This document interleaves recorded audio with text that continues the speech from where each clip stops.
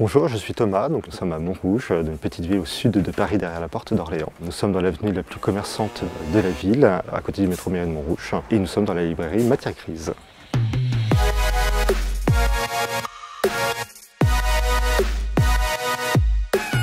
Dans ce local, nous avons une librairie depuis 1970. C'est un lieu qui est chargé d'histoire. L'idée, c'était quand même surtout de recréer un esprit un petit peu industriel dans le magasin, une belle décoration. On a quand même une clientèle qui est vraiment très locale. C'est le principe de la librairie, c'est un côté fortement humain. Ça crée des discussions, ça crée de l'envie de faire découvrir. Alors nous sommes 3 dans le magasin. J'ai fait le choix d'embaucher une responsable jeunesse qui a un rayon qui est un petit peu différent de ce que j'ai l'habitude de lire. Un nouveau rayon que j'ai redéveloppé, c'est la partie des documentaires. C'est là maintenant où on a le plus de réflexion, une vision du monde, besoin d'exprimer des choses avec des images. La production en bande dessinée, ce n'est pas seulement le développement de nouveaux rayons, c'est aussi la reprise d'anciennes séries avec des nouveaux dessinateurs, des nouveaux scénaristes. On peut trouver des cadeaux pour tout le monde dans les librairies de bande dessinée, c'est ça qui est génial. Lorsque j'ai une famille qui rentre dans le magasin, chacun se disperse un petit peu selon ses lectures, mais tout le monde va trouver quelque chose. Venez découvrir un univers qui est extrêmement riche et qui est extrêmement beau.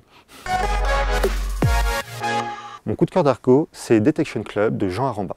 On est dans l'Angleterre des années 30. Le Detection Club, c'est un club des grands auteurs de littérature policière de l'époque qui se réunissent régulièrement et qui vont recevoir l'invitation d'un riche milliardaire qui tient à leur faire la démonstration d'un automate qu'il a créé qui est capable de résoudre tous les crimes. Et donc ils vont être amenés à aller sur son île pour tester cet automate. Et bien évidemment, il y a un meurtre, un véritable meurtre qui va avoir lieu dans cette île en huis clos que ces auteurs vont devoir résoudre. C'est un auteur qui ne fait pas forcément énormément d'albums, mais à chaque fois c'est extrêmement bien écrit. Il y a une vraie réflexion, il y a de la recherche. Il y a aussi un style graphique, un registre, un côté un peu classique, Blake et Mortimer, mais très modernisé, qui permet finalement à tout le monde de s'y retrouver.